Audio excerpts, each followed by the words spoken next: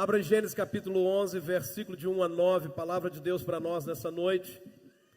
Palavra que quer nos sacudir, palavra que quer nos mover. Gênesis 11, a Bíblia diz: no mundo todo havia apenas uma língua, um só modo de falar. Saindo os homens do Oriente, encontraram uma planície em Sinear e ali se fixaram. Disseram uns aos outros: vamos fazer tijolos e queimá-los bem. Usavam tijolos em lugar de pedras e piche em vez de argamassa. Depois disseram: vamos construir uma cidade com uma torre que alcance os céus, e assim o nosso nome será famoso e não seremos espalhados pela face da terra. O Senhor desceu para ver a cidade e a torre que os homens estavam construindo. E disse o Senhor: eles são um só povo e falam uma só língua, e começaram a construir isso. Em breve nada poderá impedir o que planejam fazer. Venham, desçamos e confundamos a língua que falam, para que não entendam mais uns aos outros. Assim o Senhor os dispersou dali por toda a terra, e pararam de construir a cidade. Por isso foi chamada Babel, porque ali o Senhor confundiu a língua de todo mundo. Dali o Senhor os espalhou por toda a terra. Amém? Nós estamos numa jornada, numa série de mensagens que nós estamos falando sobre a cultura do voluntariado. Nós estamos falando sobre servir na casa de Deus. O tema principal é no serviço do meu rei. E nessa noite, como a penúltima mensagem que eu vou estar pregando sobre esse assunto, eu quero falar com você sobre o segredo das grandes realizações. O tema dessa noite, diga para a pessoa que está do seu lado, o tema dessa noite é o segredo das grandes realizações. Eu acredito que todos nós já vimos realizações humanas, daquelas que nos deixam assim de queixo caído, e leva a gente a dizer assim: meu Deus, mas como é que eles conseguiram fazer isso aqui? Como é que alguém conseguiu construir isso? Até mesmo aqui, irmãos, num prédio simples como esse, simples, na minha ótica um prédio simples, pessoas dizem: uau, como é que vocês conseguiram fazer isso? Quem foi o construtor? De quem foi o desenho? É uma realização humana. Então todos nós já vimos realizações humanas que ficamos perguntando qual é o segredo, como isso é possível. Aliás, irmãos, eu me senti assim quando eu voei pela primeira vez. Falei: mas como que esse negócio voa? Olha o tamanho disso. E depois que a gente entrar aqui dentro vai ficar mais pesado ainda. Como é que esse negócio sai do chão? Então a primeira vez que eu voei, quando ele ganhou velocidade, eu segurei na cadeira o máximo que eu pude, né? E quando eu tirei, ficou a marca dos meus dedos ali na cadeira do lado, porque eu estava assim, maravilhado, mas ao mesmo tempo com medo. Será que esse negócio dá certo mesmo? Será que voa? Hoje, irmão, quando já entro, já quase que já sento e durmo, já relaxo, porque já acostumei. Mas a primeira sensação foi de ver essa grande construção. Outra vez me senti assim quando eu tive a oportunidade de ver a grande Torre Eiffel. Olhei assim: uau, o que é isso? Que lugar legal. Como que alguém fez isso? Como isso é possível? Irmãos, no reino de Deus não é diferente. A grande verdade é que o primeiro segredo é que ninguém faz nada sozinho. Não se ganha uma cidade sozinho. Não se muda a história de famílias inteiras sozinho. Projeto social, por si só, não faz nada, se não tiver gente trabalhando envolvida com ele. Da mesma forma também a igreja do Senhor. O texto que nós acabamos de ler nos mostra o quanto é poderoso quando todos resolvem se envolver num objetivo, num alvo em comum, num objetivo em comum, numa grande realização, que pode ser considerada uma grande realização do mundo antigo. E às vezes nós pensamos assim: não, eles se juntaram para construir uma torre. Não, o texto diz que eles se juntaram para construir uma cidade. Uma cidade. Mas na cidade teria também uma torre. Mas o foco era a cidade. O foco era que eles não fossem espalhados, porque Deus havia dito que eles se espalhariam pela terra. Mas eles resolvem se concentrar. É claro que o objetivo dessas pessoas do texto eram objetivos pessoais, egoístas, de oposição a Deus, de desobediência a Deus. Mas o que eu quero destacar nessa noite são os princípios que nós encontramos nesse texto, que são úteis para nós. A verdade é, irmãos, que os princípios, eles funcionam tanto para bem quanto para mal. Princípio é princípio. Se um policial e um bandido estiverem no alto de um prédio, no 8º andar, e se precipitarem de lá, ambos morrerão. Ambos morrerão. Mas o policial trabalha pela justiça, o bandido trabalha contra a justiça, mas ambos morrerão, porque há um princípio regendo, e o princípio é a lei da gravidade. Não tem como escapar dela. Você está entendendo? Amém? O princípio funciona para bem ou para mal. Se uma pessoa que não conhece Jesus resolve dizimar fielmente, e um cristão que conhece Jesus dizima fielmente, ambos receberão do benefício da bênção prometida na palavra de Deus. Eu conheço pessoas não cristãs mesmo, nem quer saber de igreja, não, eu acredito em Deus, mas não tem nem contato, nunca li a Bíblia, mas esse negócio de dar dinheiro para a igreja é comigo. E são pessoas que quanto mais fazem, mais prosperam, porque estão debaixo de um princípio. Amém? Então, primeiro segredo dessa grande realização, que eu quero destacar nessa noite, é o segredo do seguinte: uma cultura de voluntariado traz grandes resultados. Se você olhar o texto, irmão, ninguém estava recebendo salário para fazer aquilo. Ninguém ali foi chamado para receber no final do dia um pagamento para construir a cidade. Não, todos eram voluntários. Todos se colocaram à disposição e falaram assim: pode contar comigo. Um virou para o outro e disse: vamos construir a cidade? O outro falou: estou dentro. Vamos fazer uma torre que toca o céu? Ele falou: vamos lá. Essa cultura do voluntariado, ela traz grandes resultados. Quando pessoas, por exemplo, numa igreja, deixam de se envolverem, deixam de se doarem, fazendo algo que está ao alcance delas fazerem, é fato que nós teremos resultados menores. Nós observamos que todos estão trabalhando voluntariamente na construção da cidade, na construção da torre. Observando que todos estão trabalhando voluntariamente na construção da cidade, na construção da torre. E eu quero te falar uma coisa nessa noite. É a primeira vez na Bíblia Sagrada, tá? É a primeira vez que, com exceção da arca, onde Noé trabalha com a família, mas é a primeira vez na Bíblia Sagrada, desde o início, desde o capítulo 1 de Gênesis, que existe uma grande equipe trabalhando, uma grande equipe de voluntários trabalhando por uma grande construção, por algo maior. É a primeira vez em toda a Bíblia que pessoas diferentes estavam ali trabalhando. Primeira vez que isso acontece. Então, pessoas de todo tipo estavam trabalhando juntas. E antes de eu falar da cultura do voluntariado, eu preciso, irmão, falar para você essa cultura do servir. Eu preciso, antes de falar dela, falar para você que a gente precisa jogar por terra uma outra cultura, que é a contracultura do voluntariado. Qual é a contracultura do voluntariado? De você fazer algo de graça, né? Vamos entender assim. É a cultura do eu. E eu creio que essa cultura do eu, ela tem sido o maior impedimento para as pessoas servirem nesse tempo. A cultura do eu, ela jamais me permitirá considerar o outro superior a mim, conforme aquilo que está escrito na palavra de Deus, pela ordem do Espírito Santo. Nada façais por partidarismo ou vanglória, mas por humildade, considerando cada um os outros superiores a si mesmo. Então, o que me leva a não me doar, não deixar que uma outra pessoa me lidere num trabalho, é a cultura do eu. E como funciona essa cultura do eu? A verdade é que toda desculpa usada para não servir, para não ser voluntário, ela tem o seu fundamento na cultura do eu. Toda desculpa para não fazer algo no reino tem a ver com a cultura do eu. Por exemplo, eu acho que essa pessoa não merece ser ajudada. Eu penso que deveria pagar alguém para fazer isso aí.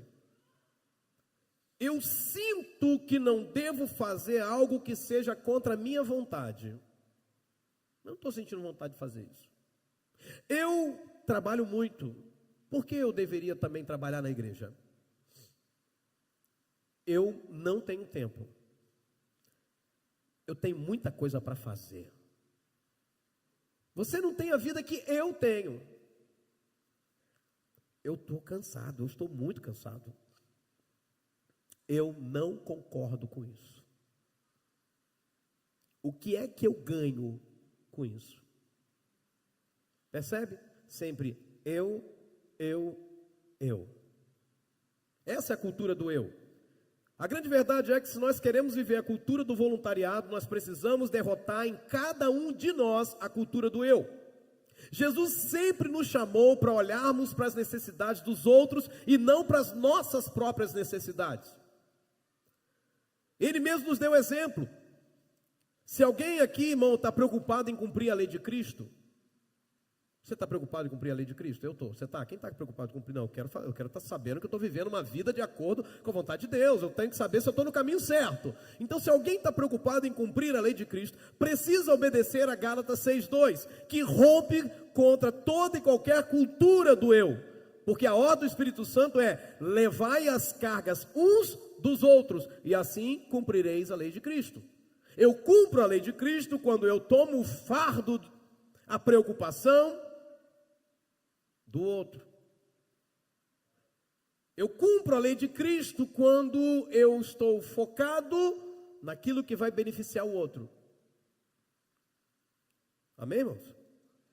Ah, mas eu guardo o sábado. Ah, eu canto na igreja.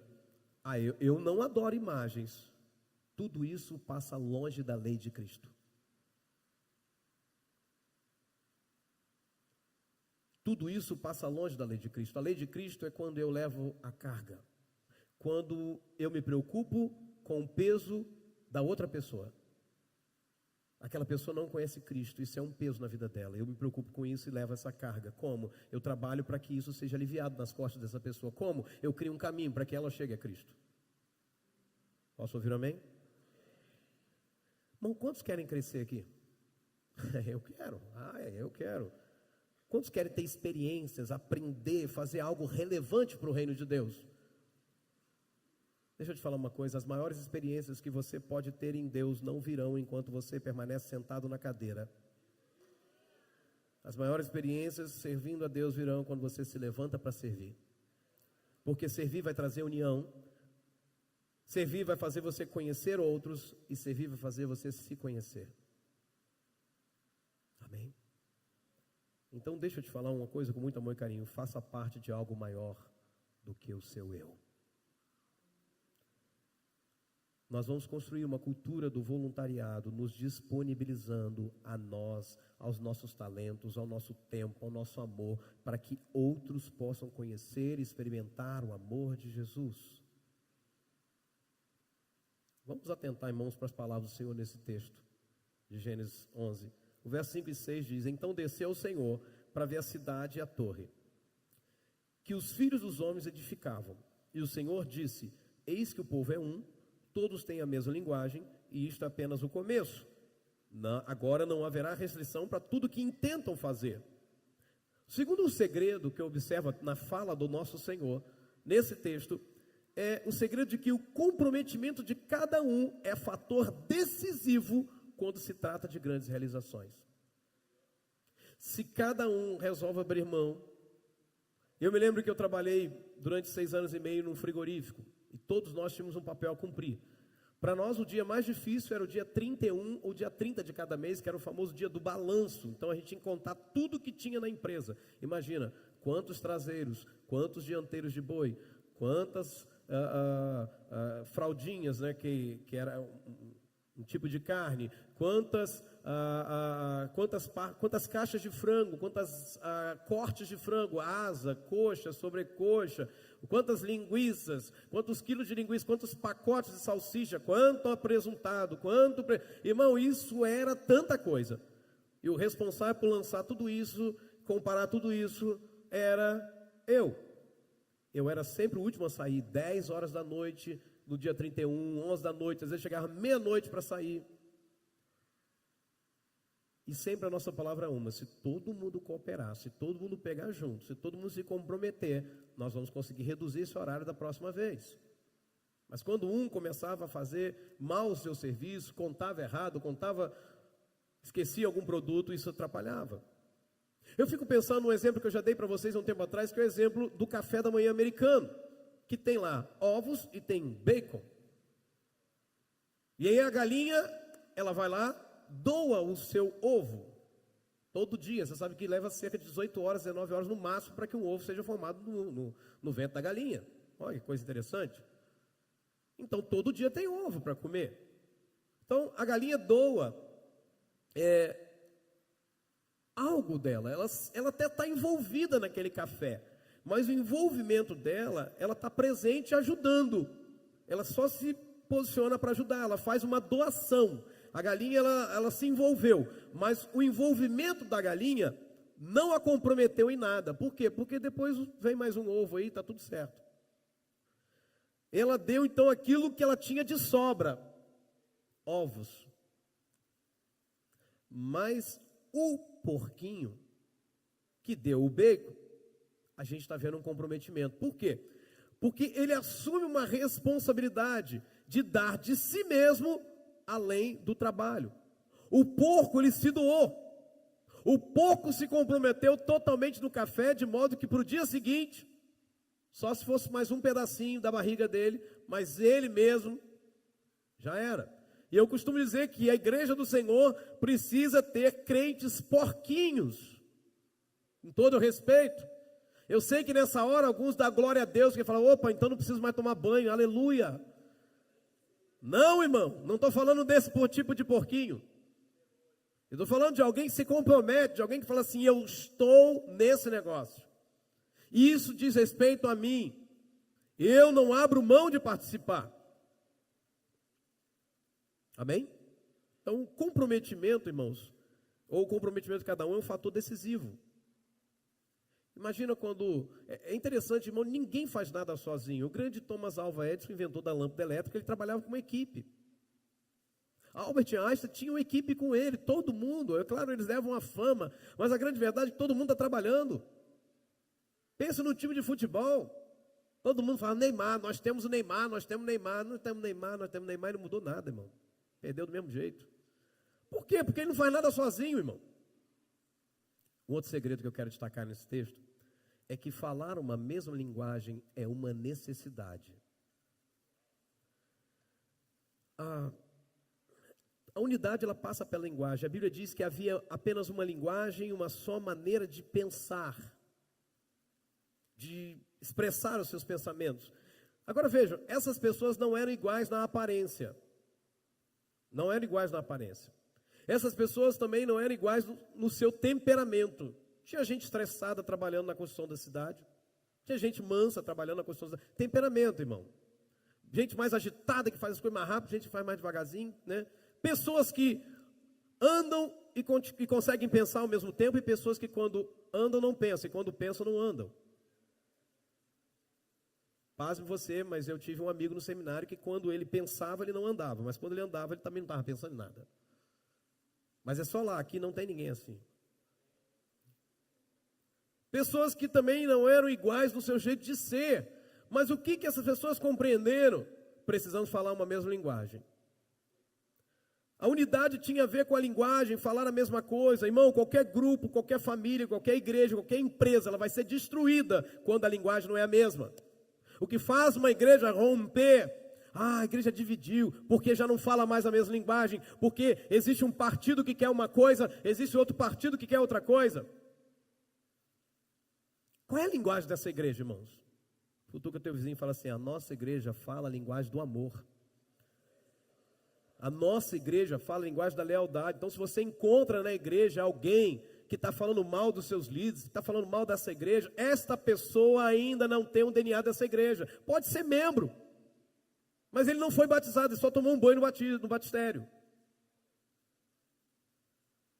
Se nós encontramos numa igreja uma pessoa que trata mal as pessoas que aqui chegam, essa pessoa não representa a nossa igreja, porque a nossa igreja fala a linguagem do amor.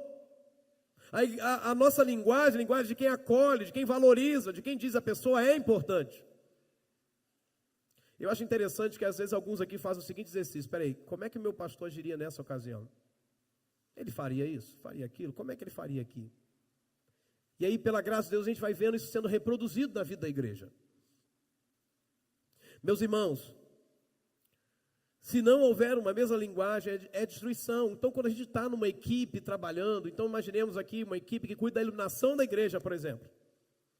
Se um não fala a linguagem assim, nós precisamos zelar pelos equipamentos. O outro fala a linguagem assim, joga de qualquer jeito no canto, deixa a porta aberta.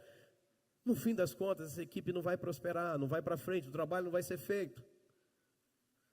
Se um trata mal o voluntário, também não é aquilo que nós prezamos.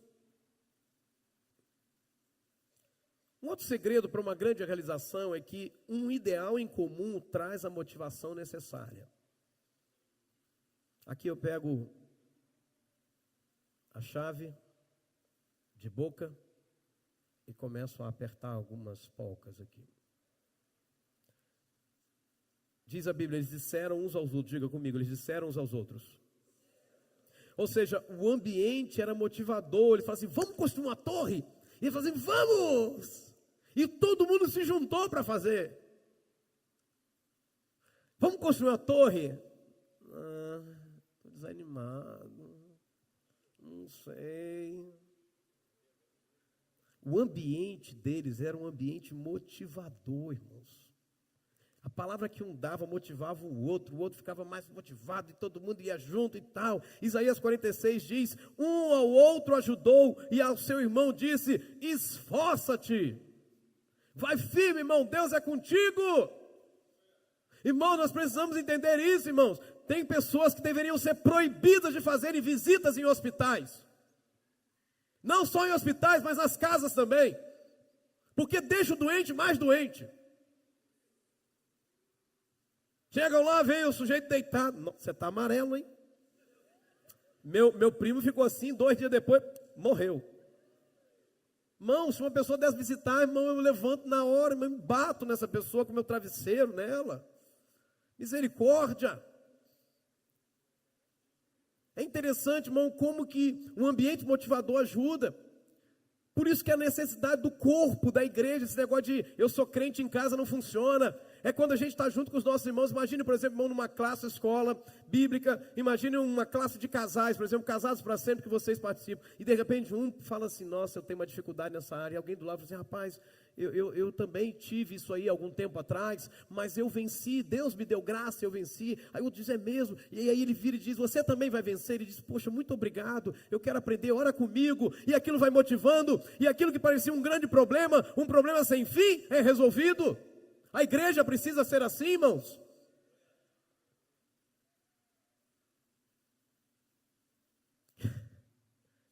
Eu me lembro de alguns fatos, irmãos. E eu brigo, irmão. Brigo, você já me conhece.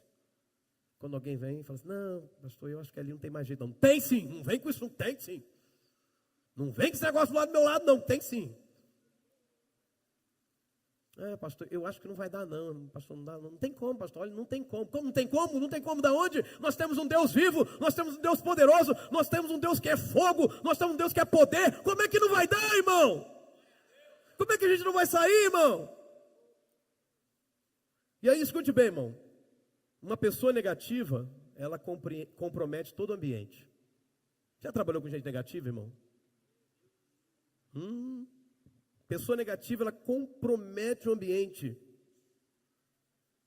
Deixa eu te falar uma coisa com amor e carinho. Se você está projetando grandes coisas na sua vida, se afaste de gente que tem comentário negativo na sua vida. Se afaste dessas pessoas, irmão. Na construção desse templo não foi diferente. Vai dar não. É ruim de dar, hein? Você acha que dá, pastor? Qual foi o dia que você me perguntou uma coisa se eu achava que ia dar, que eu falava que não ia dar? Só se fosse coisa de pecado, irmão. Isso aí não dá certo, não. Só se for contra Deus, aí não dá, irmão. Mas tudo que é de Deus dá certo, irmão. A Bíblia diz, como água fresca para a garganta sedenta, é a boa notícia que chega de uma terra distante. Traz alívio, traz motivação. Irmão, sabe que a Bíblia diz que eu e você somos os pregadores, os cooperadores de Deus como pregadores do Evangelho. Amém? Você sabe o que significa Evangelho? Evangelium é uma palavra grega, uma junção de 2 palavras, que significa boas novas, boas notícias. E qual é a boa notícia do Evangelho? Você vai para o inferno se não aceitar Jesus. Isso é boa notícia, mas é uma notícia péssima, irmão. Porque isso é um ponto, mas não é a boa notícia. A boa notícia é a seguinte, olha, Jesus salva o pecador arrependido. Essa é a boa notícia. Jesus pode mudar a tua história. Jesus pode cancelar os seus pecados. Jesus pode mudar a sua vida se você tão somente se arrepender. Essa é a boa notícia do Evangelho. Não há abismo tão profundo onde o amor de Deus e a graça de Deus não possa te alcançar. Essa é a boa notícia do Evangelho. Paulo apóstolo, quando estava na masmorra, ele falava de um irmão chamado Onesíforo. E ele diz lá em 2 Timóteo capítulo 1, verso 16, Onesíforo muitas vezes me deu ânimo. Ele estava numa prisão, já não via seus irmãos fazia tempo, mas tinha um camarada do lado dele que falava assim: Paulo, você vai sair dessa, rapaz, Deus é contigo, vai dar certo.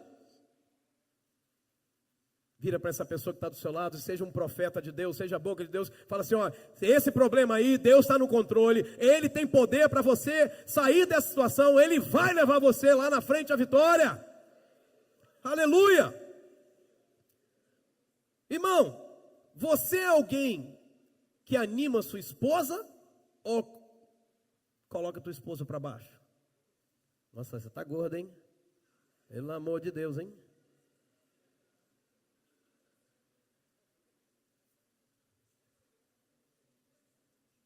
E o esposo? Preguiçoso. Seus filhos são animados pela sua fé e pelas suas palavras? Ou você é daqueles que proíbe teus filhos de ir à igreja quando eles desobedecem em casa? A sua célula é incendiada com vida quando você chega, ou quando você chega o pessoal diz: misericórdia. Vamos orar, irmão, vamos orar. Vou entrar aqui no manto aqui, porque senti um clima aqui pesado aqui agora. Quando você chega nessa, qual é o ambiente, irmão? Muda o ambiente. O lugar que você vai no seu trabalho, irmão, muda quando você chega para melhor ou muda para pior?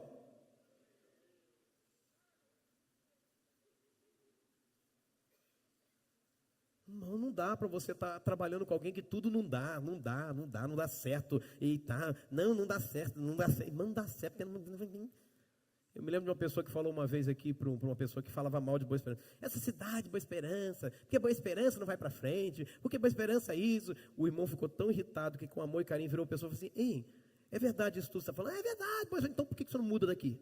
Vai embora! Cidade não presta para você? Vai embora! Falando mal desse lugar, é aqui que a gente cria nossos filhos, aqui que a gente vive a nossa vida, que tem os nossos amigos, que constrói a nossa história. Muitos de nós, irmãos, muitas pessoas estão lá em Vitória, saíram dessa cidade, hoje estão bem sucedidos, mas foi essa cidade que gerou.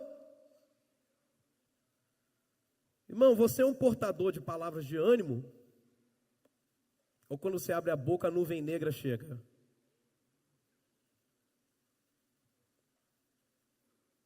Vamos mais profundo? Outro segredo importante para uma grande realização é: criticar e não fazer, não constrói torres. Criticar e não... Irmão, eu nunca vi isso. Já viu? Imagina eles criticando. Não tem como fazer essa torre. E a torre...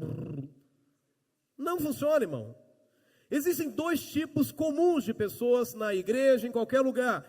Pessoas que fazem e pessoas que criticam.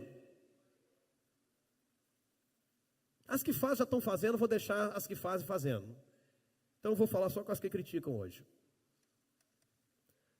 Deixa eu te falar uma coisa, irmão. Não dá crédito para quem está só olhando, não fazendo nada e só criticando. Não dá crédito para essa pessoa não, irmão. Tem gente que para ficar ouvindo gente que não está fazendo e está criticando. Deixa eu te falar um negócio aqui com amor e carinho. O mundo, ele não é movido por pessoas que criticam. O mundo é movido por pessoas que fazem. Eu nunca vi alguém que fica só criticando. Eu não vi o mundo se mover por isso, irmão. Aí vem um negócio que Jesus falou que eu quero aplicar à nossa vida. Você sempre vai enxergar o mundo por aquilo que você mesmo é. Se o mundo para você é negro, é só de tragédia, irmão, é porque é isso aí que está no coração. Se para você todo mundo, sabe, não é confiável, ninguém vale nada para você, você entendeu, né? Se para você todo mundo que está na igreja, em qualquer lugar, é fofoqueiro, interessante que a psicologia fala disso, né? E quando alguém acusa todo mundo daquilo que as pessoas não são, porque na verdade quem está acusando é que é. Pergunta: por O que você pensa do seu casamento? O que você pensa sobre o seu país? O que você acha da sua célula? Acho que minha célula é muito desanimada. O que você faz para ela ser animada? Critica? Ela nunca vai animar com as suas críticas. Eu achava que o pastor deveria dar uns pulinhos lá em cima, dar umas cambalhotas e tal. Você quer que eu faça isso? Então a única maneira de você me mover é se você orar por mim. E se Deus entender que é isso mesmo, Ele vai falar comigo e a gente vai dar uns pulinhos que você quer. Como é que você enxerga o seu futuro? Pastor, eu acho que eu nunca vou conseguir nada na vida mesmo. O que você espera, irmão, das próximas eleições?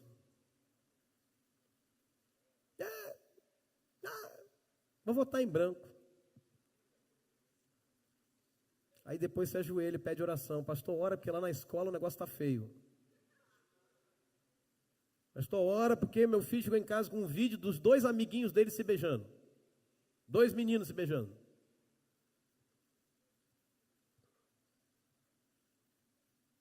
Deixa eu te falar uma coisa, irmão. Você não precisa ser um especialista em fazer. Basta você ser um voluntário. Pare de criticar. Comece a fazer. Torres não são construídas pelos que criticam. Torres são construídas pelos que fazem. Porque o pior, eu acho que é a dor de quem fala assim: eu não ajudei em nada, né? Podia ter feito aí. Eu achei que não ia fazer. A palavra que eu dou a você é a mesma palavra que Deus deu para Esther através de Mardoqueu. Esther, se você não se levantar, Deus levanta outro. Se você não se levantar, Deus levanta outro. Quem diz que Deus só tem a mim ou a você para fazer alguma coisa nessa terra? No entanto, Ele prefere contar conosco, porque nós temos algumas coisas especiais. Pergunta que vale R$1 milhão. O que é que você está fazendo para mudar aquilo que você não acha bom? Vai aí, né, pastor? Vai aí, né?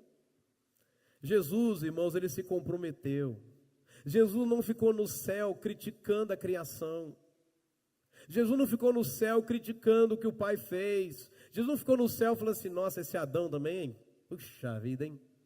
Não, Jesus falou: eu vou. Eu sou um voluntário, eu me comprometo, eu me envolvo, eu me entrego. Ele decidiu fazer algo, Ele desceu do céu e se entregou por nós. Outro segredo que nos salta aos olhos é que resultados maiores são fruto da participação de cada um. É interessante que a torre ela foi sendo construída pelo trabalho de todos e não pelo trabalho de um só. Olha só o que diz o texto. Eles dizem assim, lá no capítulo 11, olhem para a sua Bíblia, verso 3. Disseram uns aos outros: façamos, vamos queimá-los, tudo no plural. Depois disseram: vamos construir uma cidade. Olha só, façamos, edifiquemos, tornemos o nosso nome célebre, famoso. Era no plural. Irmãos, imagina uma pessoa sozinha arrumando uma casa. Quanto esforço vai ser necessário? E se todos resolvessem assumir a tarefa da casa? Se tão somente aquele que pega o seu copo e bebe a água resolvesse lavar o seu copo e botar no lugar, quantos copos ficariam na pia? Irmãos, a verdade ainda permanece: uma andorinha só não faz verão. Não, eu me lembro quando o irmão uma vez virou para mim nessa igreja e falou assim: pastor, quando é que você vai encher a igreja? Eu falei: eu? Eu ou nós? Ou só eu que tenho que ganhar gente para Jesus aqui? Se ele respondesse: você é pago para isso, irmão, eu agarrar a orelha dele com muito amor e carinho, viu? Deus fala uma coisa interessante: agora não haverá restrição para tudo que intentam fazer. Isso aqui é interessante, irmão. Isso aqui deve nos chamar a atenção. Deus está falando o seguinte: se esses princípios estiverem acontecendo no reino de Deus, não haverá limites para nós. Não haverá limites para nós. A Bíblia diz que da multidão dos que creram, era um o coração e a alma. Ninguém considerava exclusivamente sua nenhuma das coisas que possuía. Tudo, porém, lhes era comum. Veja, não havia um que se opusesse. Isso aqui, irmãos, Atos 4:32, é um sonho de igreja. Como eu gostaria de ser pastor de uma igreja assim, onde todo mundo que crê tem o mesmo coração e a mesma alma. E que ninguém considere exclusivamente sua nenhuma das coisas que possuía. Tudo sendo comum. Ou seja, eles eram cheios de fé, cheios de amor. Quando Pedro, irmãos, pregou e 3.000 vidas se converteram, a pergunta é simples: quem foi que ajudou a cuidar e a consolidar aquela multidão de 3.000 pessoas? Resposta: os 120 que estavam no cenáculo. Os 120 se desdobraram para cuidar de 3.000. Imagine isso, irmão.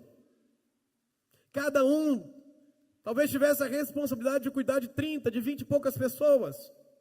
E aí, então, em seguida, Deus acrescentou mais 5.000. E a pergunta é: quem é que ajudou a cuidar e a consolidar os outros 5.000?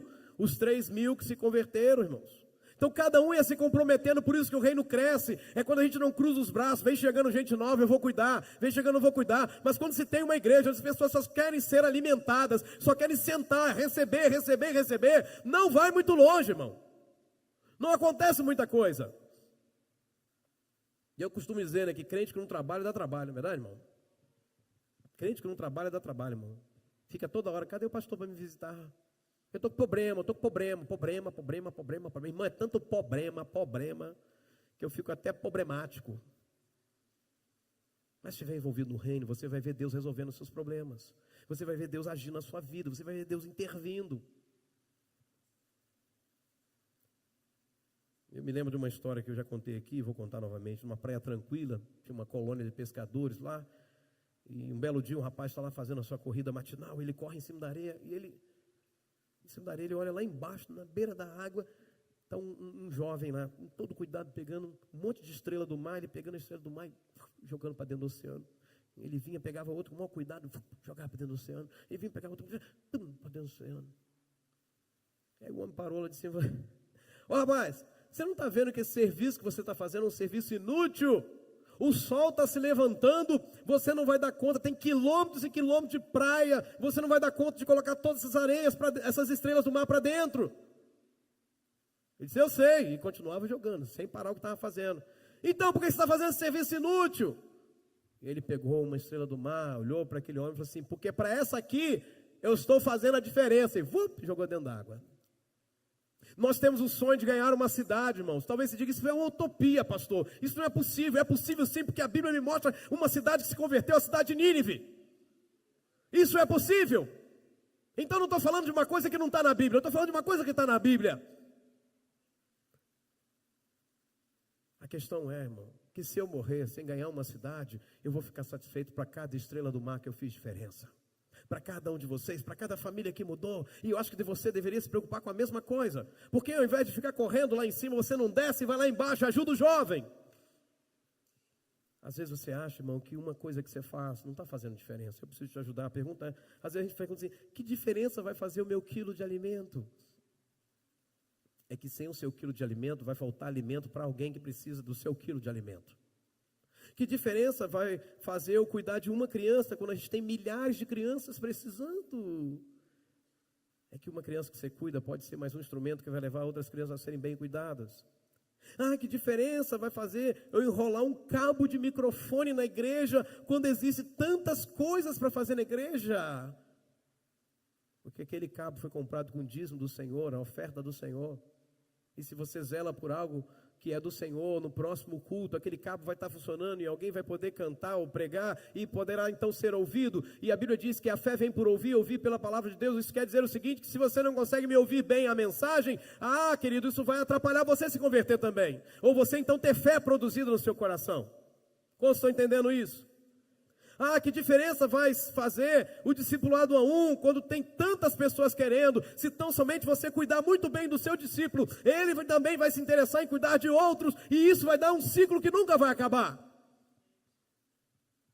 Ah, que diferença vai fazer uma célula semanal com 10 pessoas, tem 15 mil habitantes na cidade. É porque aquela célula ali, irmão, vai produzir gente. 10 pessoas vão sair dali pegando fogo. Lembra que Jesus começou com 12, depois com 70, depois com 120, e depois 3 mil, e depois 5 mil. Irmão, tudo que é grande começa pequeno. Ai, que diferença vai fazer meu dízimo e oferta quando a gente tem tanto desafio custoso? Meu dízimo é tão pouquinho. Mas ele vai fazer diferença, irmão. Porque o meu pouquinho, o pouquinho do irmão, o outro pouquinho, isso aí depois faz toda a diferença. Ah, que diferença vai fazer reunir algumas dezenas de jovens no próximo final de semana, quando existem milhares que estão se perdendo nas drogas e prostituição? É que aquelas ali vão estar fora desse mundo e vão poder ajudar outras a saírem desse mundo. Ai, que diferença vai fazer investir no meu casamento, quando existem milhares de casais que estão se divorciando? Ai, que diferença vai fazer cumprir minhas tarefas na empresa, se a grande maioria da empresa não está nem aí? É por isso que as empresas fecham. E se fechar também você fica sem emprego. Amém, Juju? Que diferença fará trazer as crianças da casa lá um culto? Se são milhares de crianças deixadas em casa de apoio, é que para essas você está sendo a diferença. Você está entendendo? Amém ou não amém? Ai, que diferença vai fazer ajudar uma pessoa endividada, se o que ela precisa 100 vezes mais ajuda que eu vou dar? Que diferença fará eu dar uma roupa, uma comida a um pedinte na rua, se nos outros dias eu não puder ajudar, mas naquele dia você fez a diferença, naquele dia você pode mudar a história de alguém. Isso entra para a eternidade. Ai, que diferença, irmão, vai fazer não jogar um pedaço de papel na rua, ou um pedaço de papel dentro da igreja, do templo, um papel de bala. Qual é a diferença? É que se você não joga, o outro não joga, o outro não joga, aqui vai ficar limpo. Ambiente limpo não é o que mais se limpa, ambiente limpo é o que menos se suja. É a diferença, irmão. O valor das pequenas coisas. Que diferença vai fazer perdoar uma pessoa, se depois ela vai fazer tudo de novo comigo? Irmão, a questão é que você está fazendo a coisa certa. Amém? Que diferença fará arrumar um cômodo da casa se os outros precisam da reforma também? Mas você faz aquele primeiro, e faz depois o outro, depois toda a casa está arrumadinha. Amém ou não amém? Quando a gente começou aqui, a gente começou a cavar, sabe qual buraco? Sabe qual buraco a gente começou a cavar? O primeiro. São 76 buracos, mas a gente teve que começar pelo primeiro. Você está entendendo isso, amém? Qual a diferença, irmão? Vai fazer você orar por um doente, se existem tantos doentes espalhados no mundo. É que um doente curado vai te ajudar a orar por outros. Qual a diferença ajudar uma pessoa se existem tantas pessoas ao meu redor precisando de ajuda? Eu vou te ajudar a entender isso. Qual a diferença você investir na vida de um jovem que não quer nada com nada, que está no mundão, só quer saber de beber final de semana, gastar o dinheiro todo? Qual a diferença investir nesse jovem, falar de Jesus para ele, se ele não quer nada com nada? A diferença sou eu aqui nessa noite, irmão, pregando para você. A diferença é porque alguém não desistiu de mim, porque alguém investiu na minha vida. E hoje eu estou aqui, numa cidade que eu nem imaginava que existia, há 11 anos, falando para você do amor de Jesus. Você está entendendo ou não? Jesus, irmãos, ele não curou todos, mas ele curou a muitos. Jesus, ele não tocou em todos, mas ele tocou em muitos. Jesus, ele não entrou na casa de todos, mas ele entrou na casa de vários. Jesus, ele não abraçou a todos, mas ele abraçou a muitos. E eu preciso dizer para você o seguinte: você pode fazer toda diferença. Amém? Cada pessoa que trabalha, irmão, faz toda a diferença. Cada pessoa que trabalha faz toda a diferença. Deixa eu te falar uma coisa. O que você faz, ou o que você deixa de fazer, faz toda a diferença. O que você faz, vou repetir para você compreender. O que você faz, ou o que você deixa de fazer, faz toda a diferença. Quando eu passo numa rua e vejo um buraco, eu paro o meu carro, encontro um galho e coloco no buraco. O que eu fiz fez a diferença para que uma família não caísse naquele buraco e ficasse, então, com seu carro quebrado, sem recurso para pagar, ou então ferindo alguém dentro do carro. Você está entendendo? E o que eu não faço também faz toda a diferença. Eu passo, vejo o buraco e digo, graças a Deus que não sou eu, não fui eu. E os outros que se virem. O que eu não fiz também vai fazer diferença, afetando a vida de alguém. Quantos estão entendendo isso? Quando eu invisto a minha vida num jovem que está no tráfico, que está se envolvendo com coisas da criminalidade, e eu mudo a história desse menino pela graça de Deus, sendo um instrumento de Deus na vida desse menino, esse menino amanhã será um menino que não vai usar uma arma para matar meu filho. Você está entendendo, irmão? Os caminhos se cruzam. E Deus está nos chamando para fazer uma grande realização. Igreja, irmãos, eu considero a igreja como um time de futebol. Cada jogador é fundamental. Ah, pastor, mas eu sou um perna de pau. Mas até os pernas de pau a gente precisa, irmão. Às vezes o perna de pau ajudou a evitar um gol, que já fez a diferença no final. Ou estão entendendo isso? Cada jogador, irmão, que sai do campo não tem como ser substituído. O time não consegue cobrir a ausência dele. Quando um jogador é expulso, o time está desfalcado. E não adianta um jogar por dois, porque um só pode jogar por um. Escute, quando o time ganha o campeonato, todos sobem no pódio e comemoram. Já percebeu isso? Às vezes tem gente que vai fazer, onde é que estava esse camarada na Copa que está ganhando medalha? É o goleiro reserva, não apareceu em nenhum momento. Mas ele recebeu medalha, porque isso é um time. Você está entendendo isso, amém? Deixa eu te falar uma coisa, Jesus não vem buscar você. Se te contaram que Jesus está vindo do céu buscar você, te enganaram. Que isso, pastor? Eu vou ficar para trás? Não, Jesus não vem buscar um soldado, Jesus vem buscar a igreja. Jesus não morreu por você, Ele morreu pelo corpo, Ele morreu pela igreja, a noiva. Ele não vem buscar a mim, Ele vem buscar nós. Você está entendendo isso, irmão? Então não tem alegria nenhuma se você ficou para trás e eu fui. Você está entendendo isso? Deixa eu te falar uma coisa, irmão, todos recebem medalhas. Quando uma pessoa se converte, todos sobem juntos no pódio no final. Aquele que deixou o banheiro limpo, para que as pessoas pudessem se sentir respeitadas. Nossa, banheiro cheiroso, hein? Não é igual banheiro de rodoviária, né, irmão? Quer morrer, vai no banheiro de rodoviária e respira fundo. Glória a Deus pela vida da Carminha e da Lucimar. Aquele que deixou o banheiro limpo para que as pessoas se sentissem respeitadas, ele sobe ao pódio no final, quando alguém se converte. Aqueles que arrumaram as cadeiras para que as pessoas pudessem se assentar e ajudou as pessoas a encontrar um lugar, ele também sobe no pódio no final. Aquele que tão somente quando alguém sentou, abriu um sorriso. Porque às vezes você vai em algum lugar, irmão, que misericórdia, você senta, ninguém nem fala com você. Uma vez fui pregar num lugar que sentei do lado de uma pessoa e eu fui, essa carinha carismática minha, fui puxar assunto, falei, o senhor é daqui mesmo? Ele só me olhou assim, ó. Sou. E voltou, falei. Só que eu era o pregador, irmão, daquele dia. E eu continuei, né? Sabe que eu sou perseverante. Falei com ele, e o senhor é pastor aqui perto? Sou.